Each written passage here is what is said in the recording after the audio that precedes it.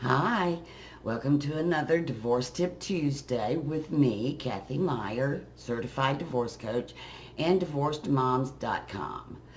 Today, first let me say I hope you've had a wonderful holiday season. I hope you are ready to ring in the new year with a lot of positive spirit and looking forward to only good in 2020.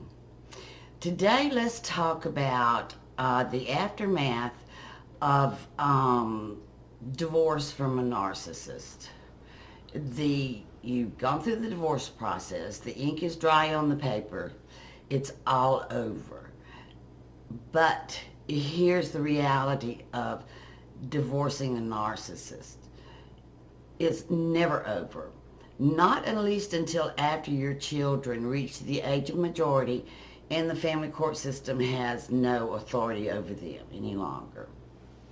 And there are mistakes that women make when trying to deal with a narcissist after divorce that keeps them stuck and unhealthy physically and emotionally.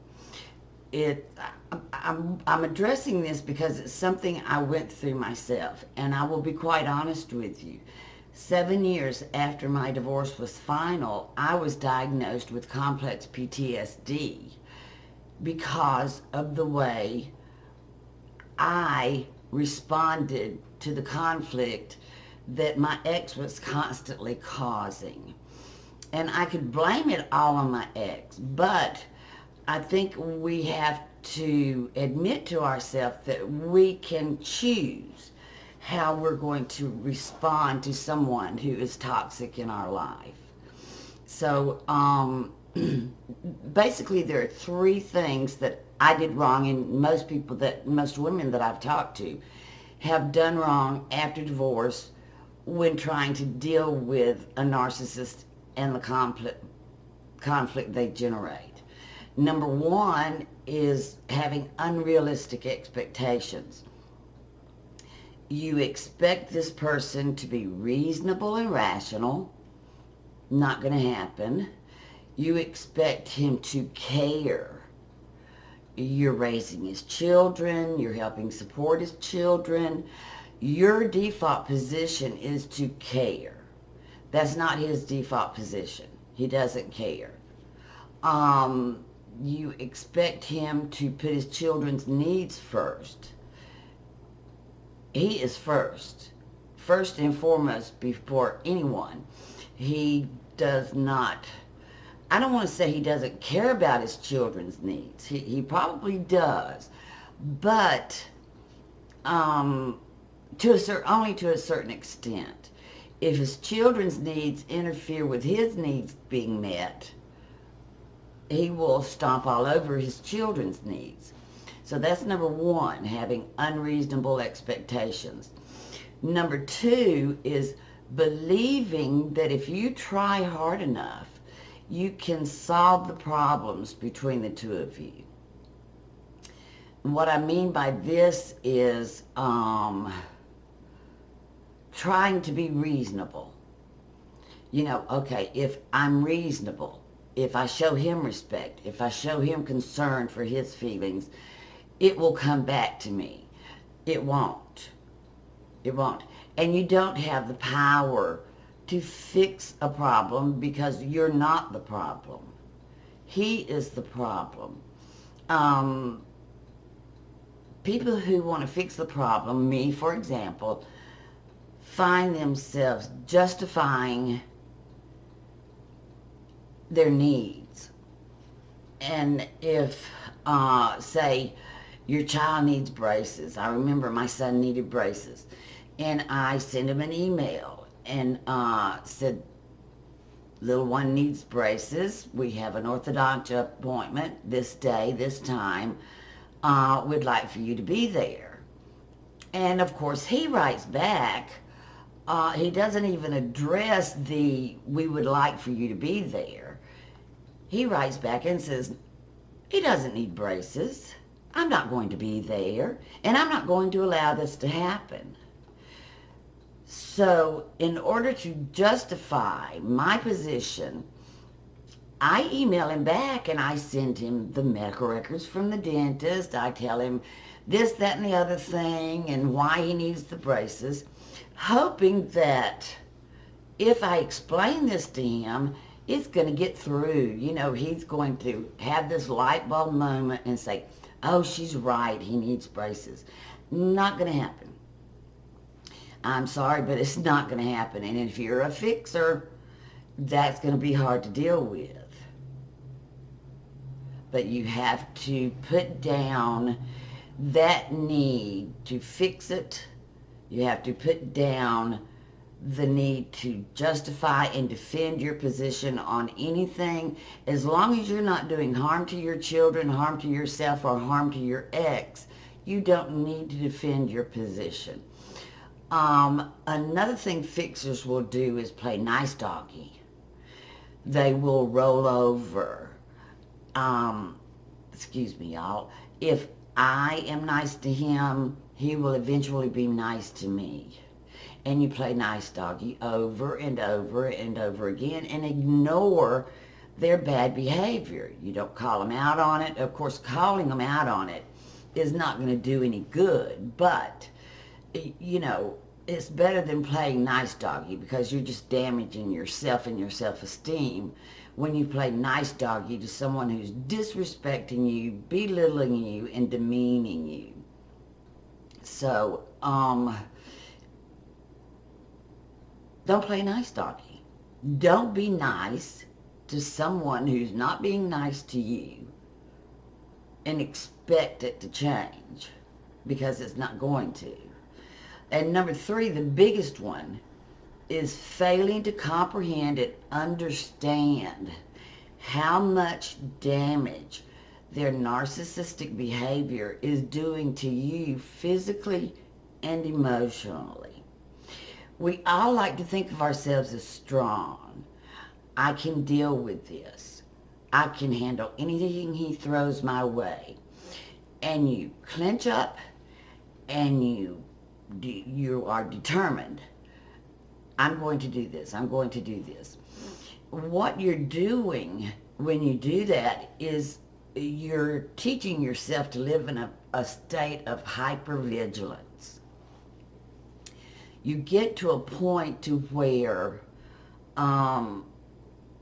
you're living with constant fear of what the next conflict is going to be. The way you're responding to him by expecting him to be different than he is, by playing nice, you know, by believing you can fix it, sets you up for, it sets you up for a life of anxiety, depression, questioning your own values. Essentially, what you're doing is the same thing you did in the marriage, except you're no longer married to him, you're divorced. The marriage didn't change anything. You're still in an abusive relationship. And like I said to begin with, narcissists are conflict generators. There's not going to come a time until your child ages out of the family court system and he can no longer use that child, that you aren't going to have some kind of conflict with him. That's just not going to happen. But he will bombard you at every opportunity he gets. He knows which buttons to push. He knows your weak points. And if there isn't a conflict, he will create a conflict, and you know that. In your head, you know that. So you begin to live in a constant state of fear and hypervigilance, and it bleeds over into the rest of your life. By the time I was diagnosed with complex PTSD, someone could tap me on the shoulder and I would scream. I did nothing but work. I would work 12 hours a day because it was the distraction from the anxiety that I lived in. with. If I was working, my mind was focused on something else, and I wasn't worrying about receiving an email from him or hearing from my children that he had done something, that would just send me into a tizzy. So it's very important that you learn to respond to your narcissistic ex in a way that is healthy for you, both physically and emotionally. Physically, if you live in a state of constant fear, physically, you can start to have somatoform disorders,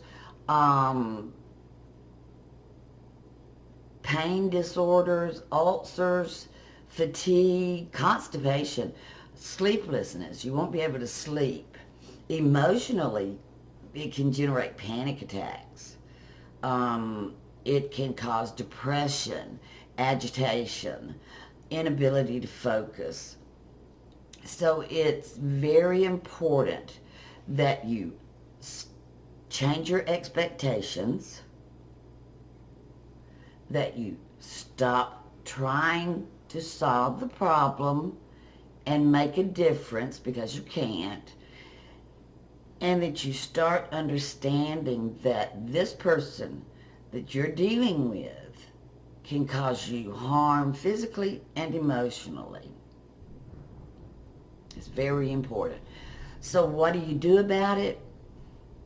You communicate only via email. No text messages. Block him on your phone, because if he's allowed to text, you'll be dinging all day long with text messages at some points.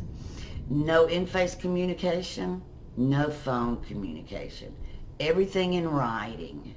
That way, when you get an email from him, you have time to push back away from the computer, think about what you want to say, and then respond in a manner that doesn't play into his ability to generate conflict. If he emails you and says, I know we agreed to switch weekends, but I've decided I'm not going to switch, so this means, and it means that he's going to have the kids 2 weekends in a row. You can step back from the computer and cool down, and then go back to the computer and simply say, no, we had an agreement. I will not be bringing the children to you next week. And sign your name and send it. That's all you have to do. How to deal with it. Lower your expectations. Definitely lower your expectations. Lower them about as low as you can get them. If you don't expect anything from him, you're not going to be surprised and upset when you get nothing from him. So that's very important. Our expectations play a huge role in how we feel emotionally. So that, is imperative. Lower your expectations and stop thinking you can solve the problems, because you can't. Stay mindful of your emotional state.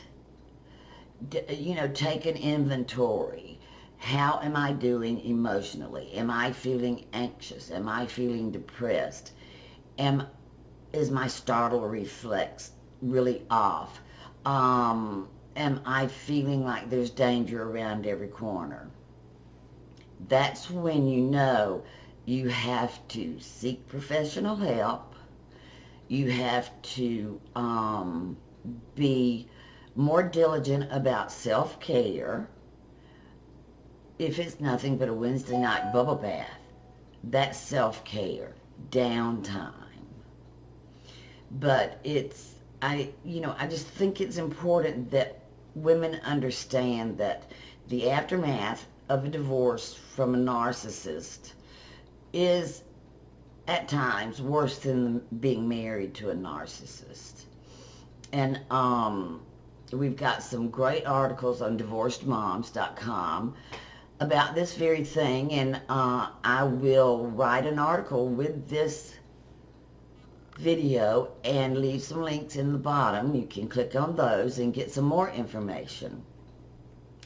I hope you have a good day, a good evening, whatever time of the day it is you're watching this, and we will see you again next week. Bye-bye.